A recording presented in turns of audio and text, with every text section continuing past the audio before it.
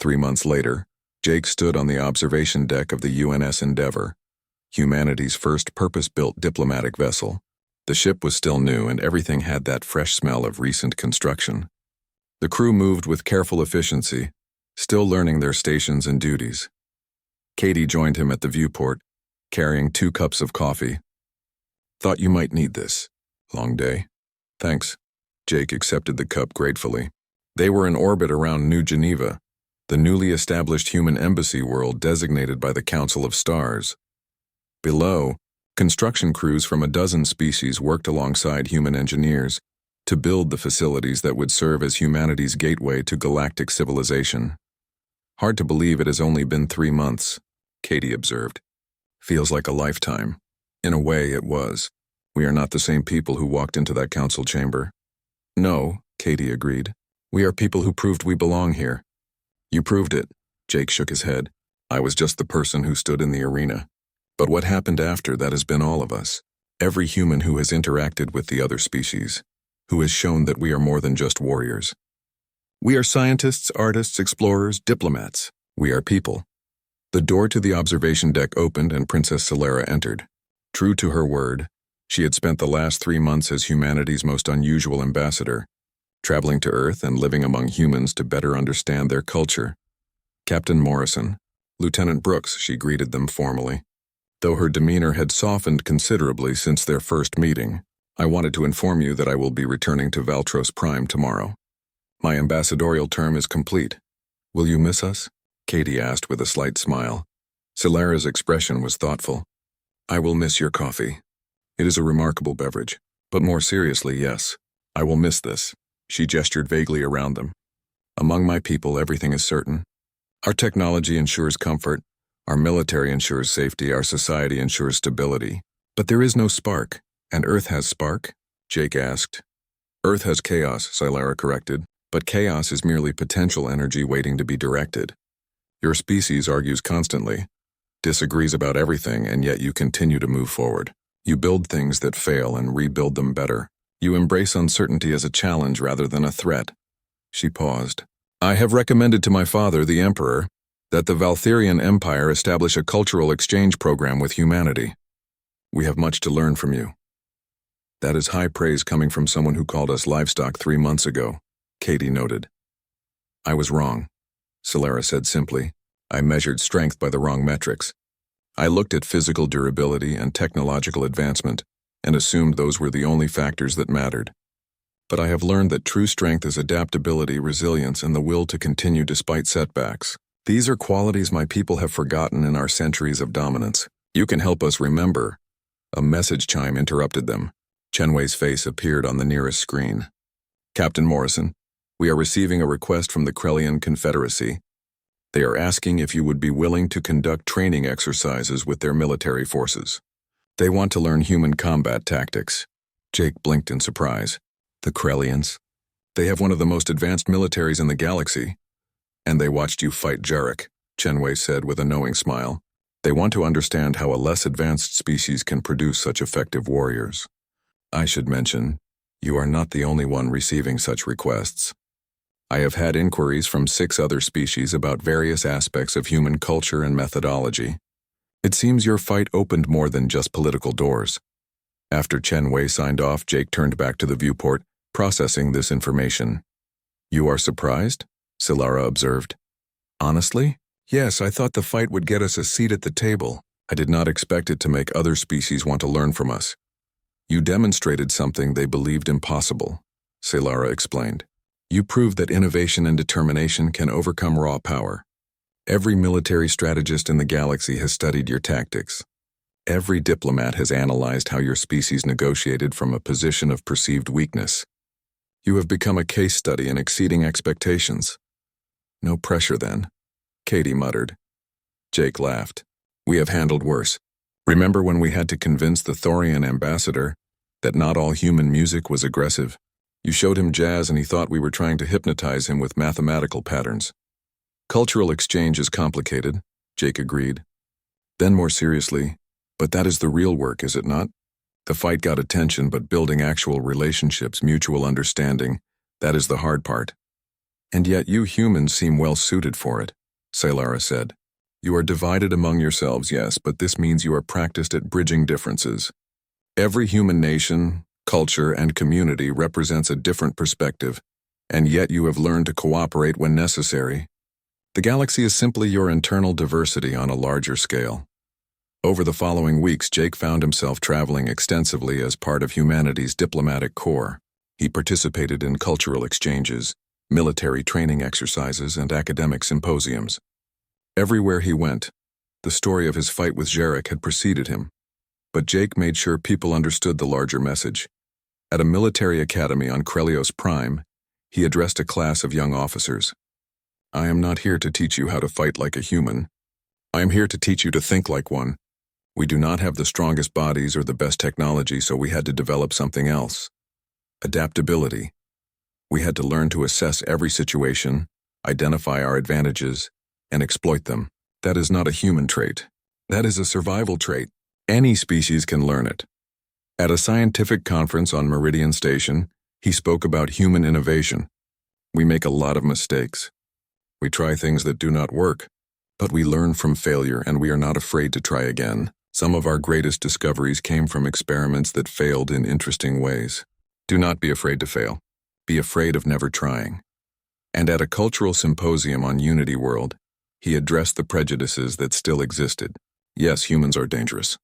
We are descendants of predators and we have violent tendencies, but we are also capable of incredible compassion, creativity, and cooperation. Every species has darkness in their history. What matters is what you do with that knowledge. Do you let it define you or do you work to become something better? 6 months after the fight, Jake returned to Earth for the first time. He materialized in the transport hub in New York City, surrounded by the familiar chaos of humanity at its busiest. The noise, the crowds, the sheer density of human activity was overwhelming after months in the more ordered environments of alien worlds. His mother met him at the arrival gate. Helen Morrison was a small woman with steel-gray hair and eyes that missed nothing. She hugged him fiercely, then held him at arm's length, studying his face. You look tired, she observed. It has been a busy 6 months. I watched the fight. Give me 3 more gray hairs. What were you thinking? That someone needed to stand up.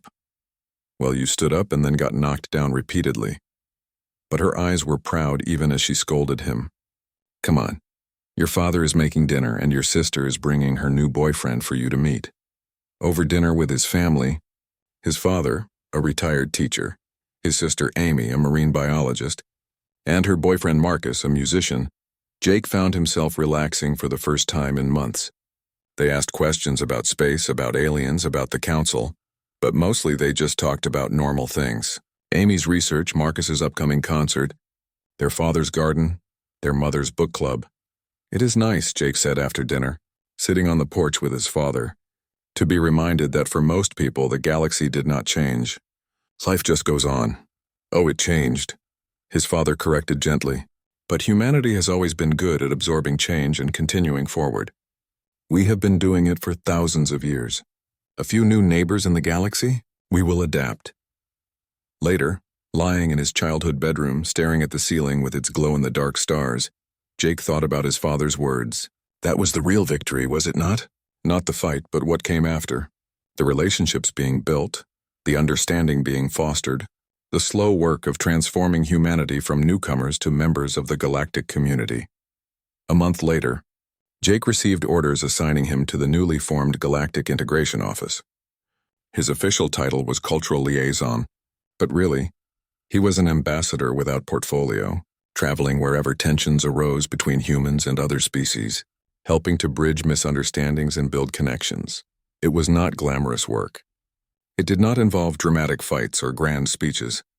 It was slow, patient effort, learning alien customs, explaining human perspectives, finding compromises that satisfied everyone. But it was important work. And as Jake boarded the transport that would take him to his next assignment, he reflected that this was what leadership really meant. Not the heroic moment, but the long commitment to doing what was necessary, day after day, even when no one was watching. Princess Saylara had been wrong about humanity. They were not livestock or warriors or any single thing. They were people, complex and... They locked Laura in a small room on the surface camp. Not a prison cell exactly, but close enough. 2 guards stood outside the door, and someone had taken her tablet and all her research notes. Through the single window, she could see the excavation site surrounded by military vehicles. Floodlights lit up the night, turning everything harsh and bright. Captain Greg Hamilton arrived the next morning. He was a solid man in his 50s with gray hair and tired eyes. He commanded the human survey ship Valiant, which had brought Laura's team to Epsilon 7 in the first place. "Tell me what happened," he said, sitting across from her. Laura explained everything, how she had been studying the inscriptions, how she had tried to read them aloud, how the machine had responded to her voice. "And you're certain it responded specifically to you?" Hamilton asked. "Not just to sound in general? The other teams have been making noise around it for weeks. Drilling, excavating, running equipment. It never reacted until I spoke those words." Hamilton rubbed his face. "The Council is furious. Commander Thelkos wants you removed from the planet and banned from all archaeological sites. He's calling humans reckless and dangerous." "The machine isn't dangerous," Laura said. "At least not to us, I felt it." "There was recognition." "Recognition? Laura, that thing has been dead for millions of years." "It wasn't dead. It was sleeping, and I woke it up." Hamilton stood and walked to the window. "The Council wants to destroy it. They're bringing in heavy weapons. They'll blast the whole site if they decide it's too dangerous." Laura jumped to her feet. "They can't. That machine might be the most important discovery in galactic history. We have to study it, understand it. How? You activated it by accident. We don't know what it is or what it does. For all we know, it could be a weapon that will kill us all. Then let me talk to it again. Let me try to communicate." Hamilton turned to look at her. "The Council would never allow it. You're human. You don't answer to the Council first. You answer to Earth." Something flickered in Hamilton's eyes. Political tension between Earth and the Galactic Council wasn't new. Humans were still proving themselves, still fighting for respect among species that had been exploring space for thousands of years. "If I let you do this and something goes wrong, it could damage human standing in the galaxy for decades," Hamilton said. "And if the Council destroys that machine, we might lose our only chance to understand who built it and why. Captain, please. I know I can do this." Hamilton was quiet for a long moment. Then he nodded. "You'll have security with you at all times. And if that thing shows any sign of aggression, we're pulling you out immediately." They returned to the excavation site that afternoon. Commander Thelkos protested loudly, but Hamilton outranked him when it came to human personnel. Kyle met them at the entrance, his face bright with relief. "I thought they were going to ship you back to Earth," he said. "Not yet," Laura replied. "How's our friend down there?" "Quiet. The lights are still on and that eye opens sometimes, but it hasn't moved. It's like it's waiting for something. Or someone," Laura thought. They descended into the chamber together. Laura's heart pounded as the machine came into view. It looked the same as before, still covered in glowing lines, still watching with that enormous eye. But now she felt less afraid, more curious. She approached slowly, aware of the security team behind her with their weapons ready. "Hello," she said in English. Then she switched to the sounds she had been practicing in her head all night. The syllables from those ancient inscriptions. The machine's eye brightened. The hum returned, that deep vibration she could feel in her bones. Kyle stood beside her, his scanner recording everything. "Your voice is creating harmonic frequencies," he said, studying his screen. "Really specific ones. Like music, but more mathematical." "What do you mean?" "Every word you speak has multiple tones layered together. It's not just language. It's almost like you're singing, but in a way that carries information through the sound waves themselves." Laura spoke again, trying different combinations of sounds. The machine responded to some and not others. It was like learning to communicate with a person who spoke a completely different language. You tried words, watched for reactions, adjusted, and tried again. Hours passed. Laura's voice grew hoarse, but she kept working. Slowly, patterns emerged. Certain sounds made the lights pulse. Others made the eye dilate or contract. The machine was definitely responding, definitely listening. Then something changed. Laura spoke a particular sequence, and suddenly she felt something push into her mind. Not painful, but startling. Images flashed behind her eyes. A vision of space filled with enormous ships. Beings that looked almost human, but taller, with eyes that glowed. They were building something, constructing massive machines like the one in front of her. "Laura? Laura, are you okay?" Kyle grabbed her arm. She blinked and the vision faded. "I saw something." The machine showed me something. What did you see? Before she could answer, more images came. A war. Space itself seemed to tear apart, and things came through the tears. Things that hurt to look at, that shouldn't exist in normal reality. The glowing beings fought against them using the machines. The battles were terrible and vast, spanning entire galaxies. Laura gasped and fell to her knees. Kyle caught her, calling for medical help. No, wait, she said. I'm okay. It's showing me its memories. The beings who built it. They fought a war against something from outside our reality. They made these machines as weapons. Who were they? Hamilton asked, joining them. Laura looked up at the machine at its watching eye. Another image came, softer this time. A planet with blue oceans and green continents. A planet she recognized instantly. Earth, she whispered. They came from Earth, or their descendants did. Captain, I think humans are related to whoever built this machine. That's why it responds to me. That's why I can speak its language. Kyle's scanner beeped urgently. He looked at the screen and his face went pale. Laura, the machine is trying to tell you something else. The frequencies are repeating a pattern. Like a warning. What kind of warning? The machine's eye blazed brighter. Laura felt it push information into her mind. And this time the message was clear and terrible. The things from outside reality, the monsters that the ancient builders had fought so long ago, were coming back. They had been gone for millions of years, sleeping or waiting or gathering strength. But now they were returning, and the galaxy had only months before they arrived. Laura stood on shaking legs and looked at Captain Hamilton. We need to contact Earth immediately. And the Council needs to know. Know what? Hamilton asked. That this machine isn't just an ancient relic. It's a warning system. And it's telling us that something worse than any war in galactic history is about to begin. The Galactic Council chamber on Station Unity Prime was enormous, built to accommodate dozens of different species. Laura stood in the center, feeling very small. Around her, representatives from every major civilization in the galaxy watched and whispered. Captain Hamilton stood beside her, along with Kyle and 3 other human officials. They had traveled here immediately after Laura's discovery, racing across space to deliver the warning.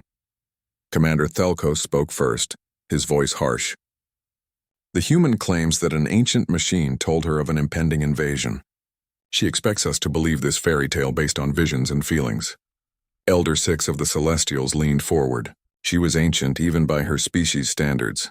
Her silver skin marked with age lines that spoke of thousands of years. We have records of the old war. The Void Swarm, we called it. Entities from between dimensions that consumed everything they touched. But that was over 3 million years ago. They were defeated and driven out. Not defeated, Laura said, her voice steady despite her nerves. Sealed away. The machine showed me. The beings who built it, the architects, didn't destroy the Void Swarm. They couldn't. So they reinforced the barriers between dimensions and trapped them outside normal space. And now these barriers are failing? Elder 6 asked. Yes. The machine detected the first cracks. We have 6 to 8 months before major incursions begin. The chamber erupted in noise. Different species arguing in different languages. Their translation devices creating a wall of overlapping voices. Hamilton raised his hand for silence. The human survey ship Horizon reported an incident 4 days ago, he said. The colony on Varix 9 went dark. When they arrived to investigate, they found the planet intact but empty. Every living thing gone. And the sensor readings showed dimensional anomalies across the surface. That got their attention. Elder 6's expression darkened. You're suggesting this is connected? I'm suggesting we can't afford to ignore the warning, Hamilton replied. Even if we accept this story, Thelkos said, what can we do? If these architects with all their power could only seal the threat away, how can we fight it? Laura took a deep breath. The machine told me there are others. 12 in total, scattered across the galaxy. They're weapons designed specifically to fight the Void Swarm, and they can be awakened. By humans, Thelkos said flatly. How convenient. The youngest species in the galaxy suddenly becomes crucial to our survival. It's not about being young or old, Laura said, trying to keep her frustration in check. It's about genetics and language.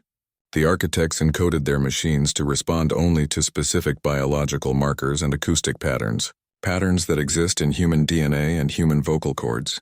We didn't know because we forgot. Our ancestors forgot everything when they fled to Earth millions of years ago. Kyle stepped forward, holding up his tablet. I've analyzed Dr. Bennett's vocal patterns when she communicates with the machine. The harmonic frequencies she produces require a very specific vocal structure. I tested samples from every species in the database. Only humans can produce the exact combinations needed. Elder 6 studied them carefully. You're saying humans are descended from the architects? Not directly, Laura said. More like distant cousins. Some architects survived the war and fled to a primitive planet to hide. That planet was Earth. Over millions of years we evolved and changed and forgot where we came from. But the genetic markers remained buried in our DNA. The council debated for hours. Some believed Laura. Others thought it was an elaborate human trick to gain power. But in the end, fear won out. 3 more colonies had gone dark in the past week. The dimensional anomalies were spreading. The council agreed to let Laura try to locate and awaken the other machines. But they insisted on sending observers and maintaining control of the operation. Laura returned to Epsilon 7 with a new mission and new authority. Kyle had been tracking gravitational anomalies across the galaxy, locations that might indicate buried machines. They had 11 possible sites to investigate. But first, Laura needed to learn more from the machine on Epsilon 7. The machine she had started calling the Sentinel. She spent weeks in the chamber, learning its language. Not just speaking it, but understanding it. The language wasn't just words. It was mathematics and emotion and music all woven together. Each phrase carried layers of meaning that human languages didn't have words for. The Sentinel taught her about the awakening protocol. It was a sequence of commands that could activate all 12 machines simultaneously, creating a network powerful enough to seal the dimensional barriers again and fight the Void Swarm. But there was a problem. The protocol required 12 speakers, 1 for each machine, and each speaker needed to bond with their assigned sentinel, learning its specific frequency patterns and establishing a mental connection. We need to find people on Earth who can learn this language, Laura told Hamilton during a video call. People with the right skills.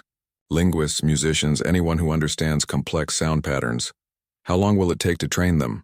Hamilton asked. Months, maybe longer, and we don't know if everyone will be able to do it. I've spent my whole life studying languages, and this is still the hardest thing I've ever learned. Hamilton was quiet for a moment. The attacks are getting worse. We lost the Tarvin system yesterday. 6 billion people. Laura closed her eyes. 6 billion lives gone in hours. The Void Swarm was already here, testing the barriers, finding weak points. Then we need to move faster, she said. Send the call out. We need 12 people who are willing to give everything to learn an impossible language and bond with ancient machines. 12 people who can save the galaxy. And if we can't find 12? Hamilton asked. Laura looked at the Sentinel at its watching eye. Then we figure out another way. Because failing isn't an option. The transmission went out the next day. Earth broadcast the call across all channels. The response was overwhelming.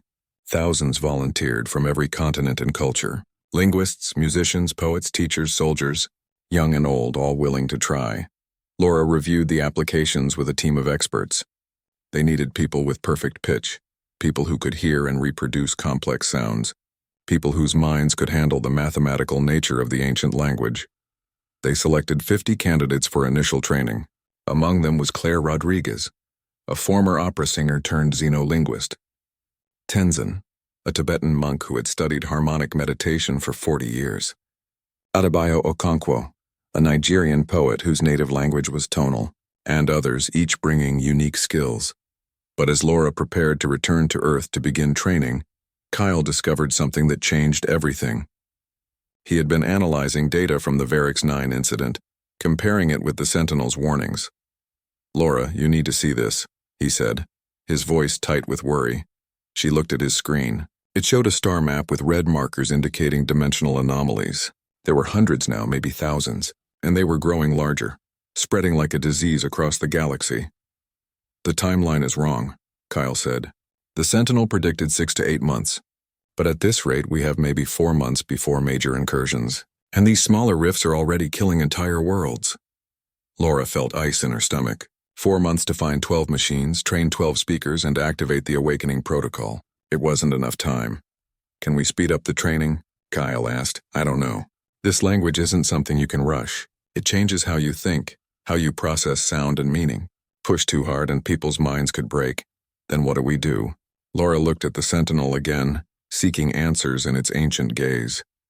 The machine pulsed softly, and she felt it push a thought into her mind. Not words exactly, but understanding.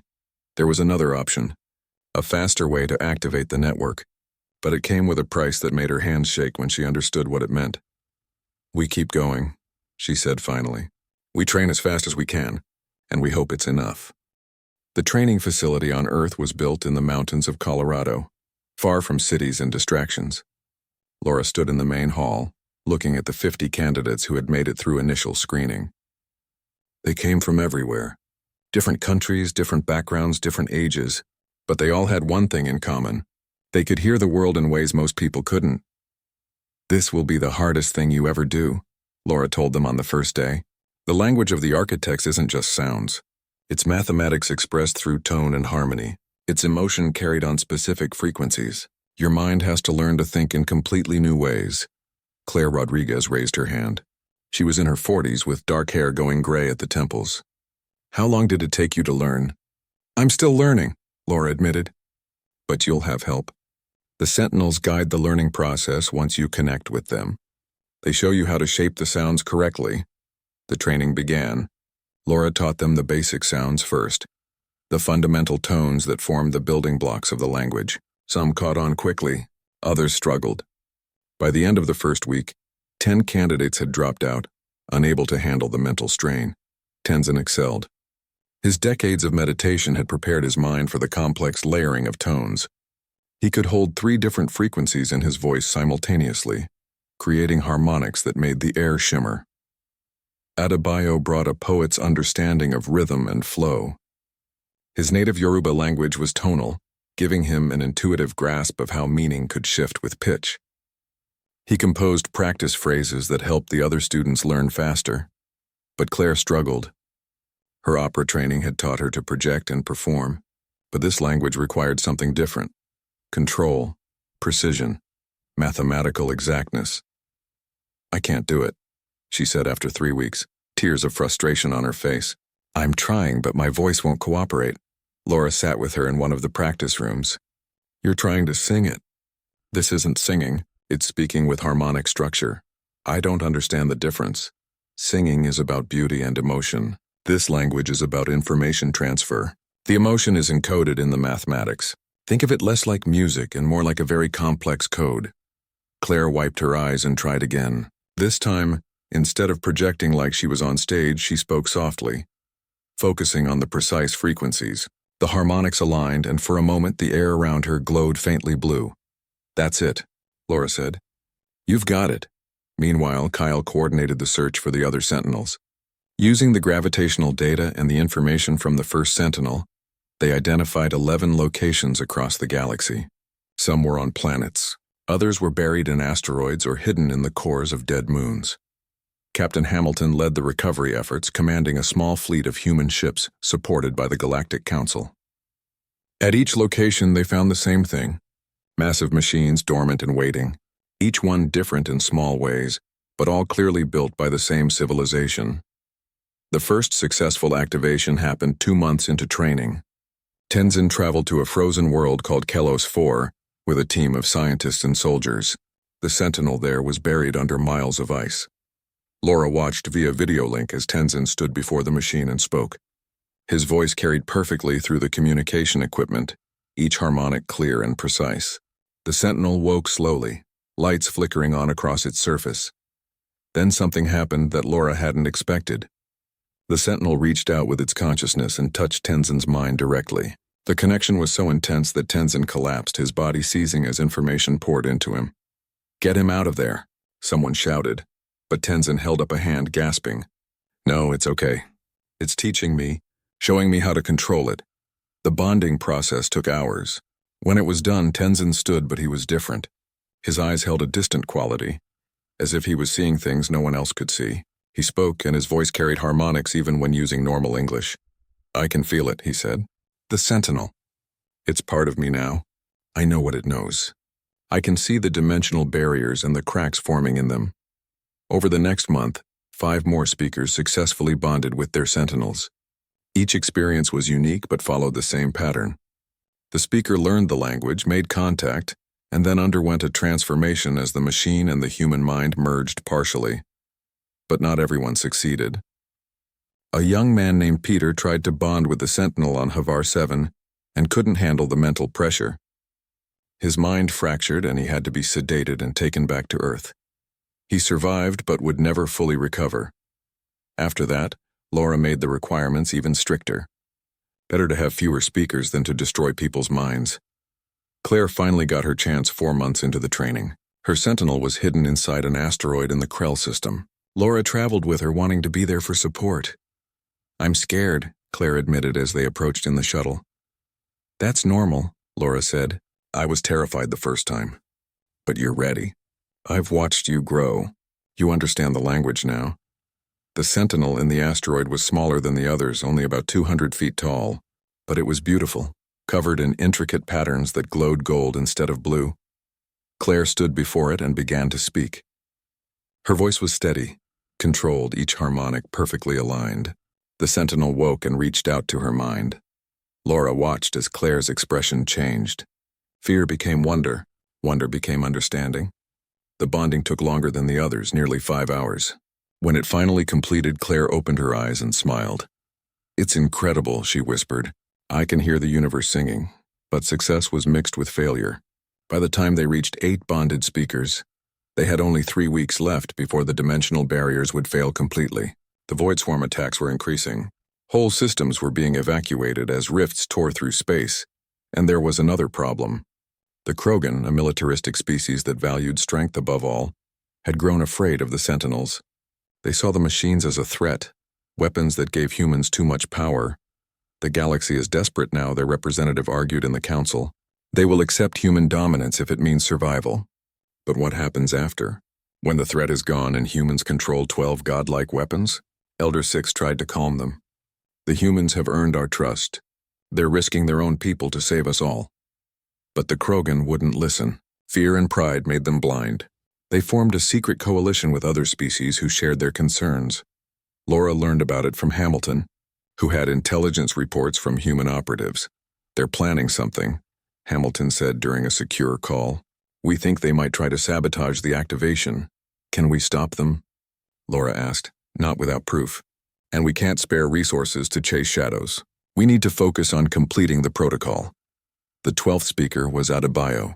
His Sentinel was on a world called Terminus, the most distant of all the locations. He traveled there with a military escort, and Laura monitored from Earth. The bonding began normally. Adebayo spoke the words. The Sentinel woke and the connection started. But then something went wrong. Alarms blared on the military ships. "Weapons fire, we're under attack," someone shouted over the comm. Laura watched in horror as Krogan ships appeared and opened fire on the human vessels. They weren't trying to destroy them completely, just disable them. "To stop the bonding, Adebayo, you have to finish," Laura shouted. "Don't stop speaking." On screen she could see him standing before the Sentinel, while explosions lit up the sky around him. His voice never faltered. He kept speaking even as his escort ships fought desperately against the attackers. Then one Krogan missile got through the defense and hit near the Sentinel's base. The explosion threw Adebayo across the chamber. He didn't get up, no. Laura screamed. Another speaker, a woman named Grace who had bonded 2 weeks earlier, tried to reach Terminus to help. But her ship was intercepted and destroyed. Grace died and her Sentinel went dark, the connection severed. 2 speakers lost. 2 Sentinels unreachable. The awakening protocol needed 12, and now they had only 10. Laura sat in her quarters on Earth, staring at the wall, feeling like the weight of the galaxy was crushing her. Kyle found her there an hour later. "It's not over," he said quietly. "There has to be another way." "The Sentinel told me there's one more option," Laura said. "But I didn't want to use it. The price is too high." "What option?" Laura looked at him with eyes full of sorrow. "The master word. A 13th command that can activate all the Sentinels simultaneously, even the 2 we can't reach. But whoever speaks it becomes permanently linked to the network. They lose themselves, becoming part of the machines forever." Kyle paled. "You'd die?" "Worse, I'd exist but not as myself. Just as a connection point. A living bridge between humanity and the Sentinels. Then we find another way." But even as he said it, they both knew. There was no other way. The void swarm was breaking through. The galaxy was out of time, and Laura had already made her choice. The dimensional rifts tore through the galaxy like wounds in reality itself. Laura watched the reports come in from the observation deck of Unity Prime Station. 3 more systems lost in the past day, 17 billion people dead or missing. The Void Swarm was no longer just probing the barriers. They were smashing through. The 10 remaining speakers stood with her, each one tired and scared but determined. Tenzin, Claire, Adebayo, and 7 others whose names would be remembered forever. They had all bonded with their sentinels and waited for orders to activate the awakening protocol. But the protocol required 12.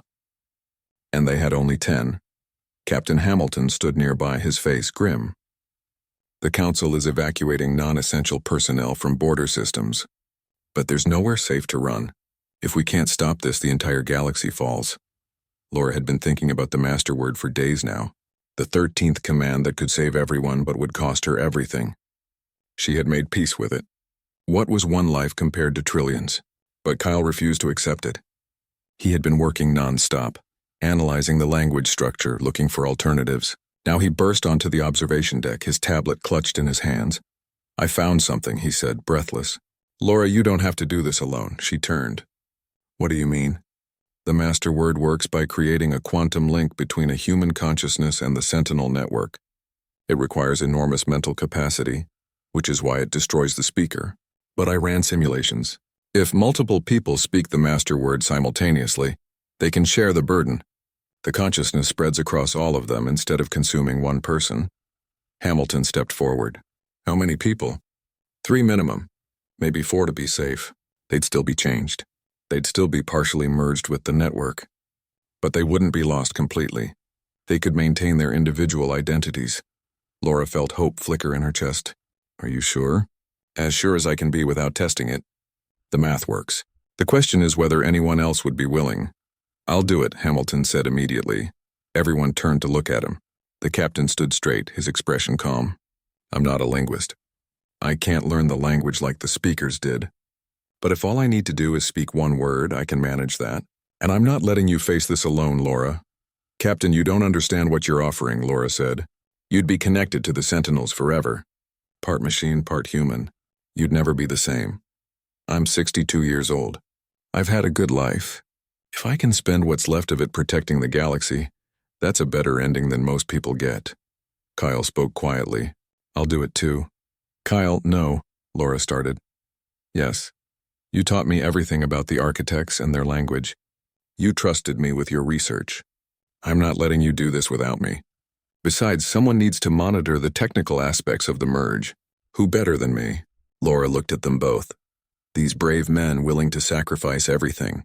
She wanted to argue, to tell them no, but she understood. This was what humans did.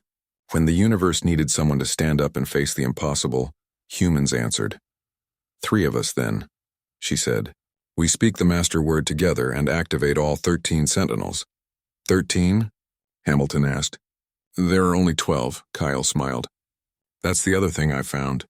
Laura, remember how your first sentinel mentioned 12 machines? It was lying. Or protecting a secret. There's a 13th sentinel. It's been hidden inside Earth's moon the whole time, waiting." The revelation stunned everyone. A sentinel on Earth hidden for millions of years, watching humanity evolve from primitive refugees into a spacefaring civilization. "That's why humans ended up on Earth," Tenzin said softly.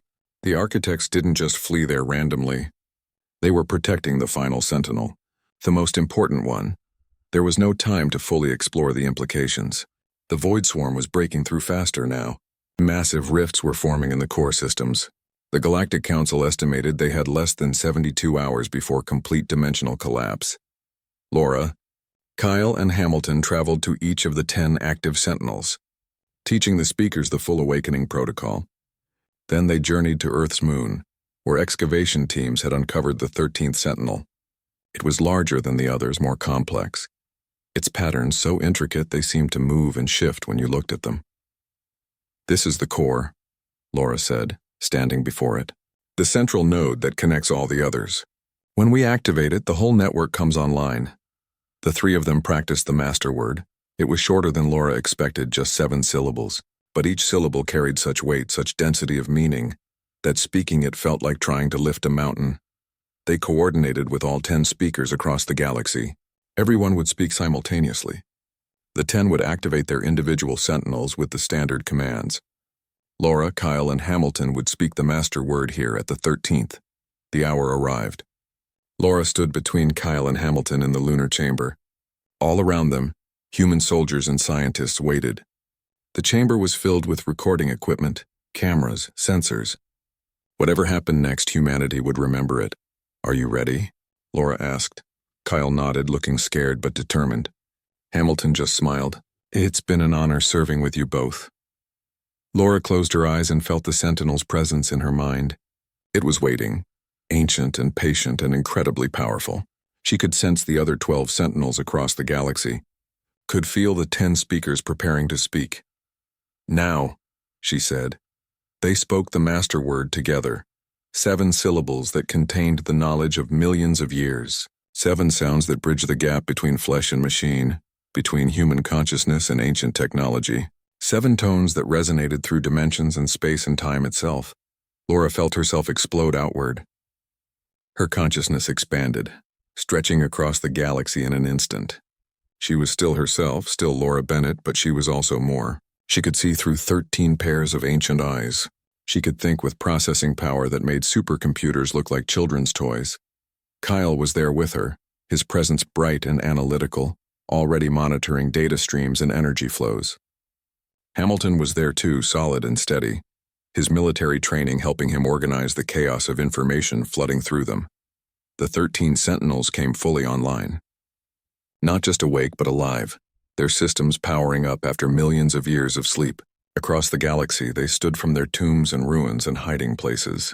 300-foot war machines built by the architects designed to fight impossible wars. The Void Swarm sensed the activation and surged forward through every rift at once. They came in numbers beyond counting. Entities that existed partially outside normal space that fed on reality itself. They had consumed galaxies before and would do so again. But the Sentinels were ready. Laura, Kyle, and Hamilton guided the battle through their shared consciousness. The Sentinels moved with perfect coordination, their weapons firing beams of pure spatial manipulation. They didn't just shoot at the Void Swarm, they unmade them, erasing them from reality. Where the largest rifts had formed, the Sentinels worked together to seal them. They wove new barriers between dimensions, using architect technology that humans were only beginning to understand.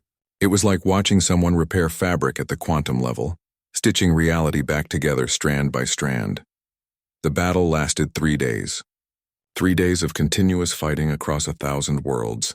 Laura existed in a strange state, simultaneously in her body on the moon and distributed across the Sentinel network. She could see everything, coordinate everything, feel the strain on every system. Humans across the galaxy watched in awe as the Sentinels saved them. The machines moved with grace and power, fighting an enemy that should have been unbeatable. And at the center of it all, 3 humans linked together, their consciousness spread across the network like glue holding reality together. On the 3rd day, the last major rift sealed. The Void Swarm, unable to maintain their foothold in this dimension, retreated. The dimensional barriers held, reinforced and stronger than before. Silence fell across the galaxy. Laura opened her eyes. She was still on the moon, still in her body, but she could feel the 13 Sentinels at the edge of her consciousness, always present. Kyle and Hamilton stood beside her, both alive but changed. Their eyes held that same distant quality that the speakers had. They existed in 2 places at once, human and machine, flesh and energy. "Did we win?" Kyle asked. His voice carried harmonics now, even when speaking English. "For now," Laura said. She could see the barriers, could monitor them through the Sentinels. "They'll try again someday, but not for a long time. We bought the galaxy centuries, maybe millennia." They emerged from the lunar chamber to find every human on the base kneeling. Not in worship, but in respect. What Laura and her companions had done was beyond heroism. They had given up part of their humanity to save everyone. The Galactic Council met in emergency session. Elder 6 spoke for all of them when she addressed the humans. "We came to this galaxy thinking we were the elder species, the wise ones who would guide the young. But today, the youngest among us taught us about sacrifice and courage. Today, humanity proved they are not just the descendants of the architects. They are their worthy heirs.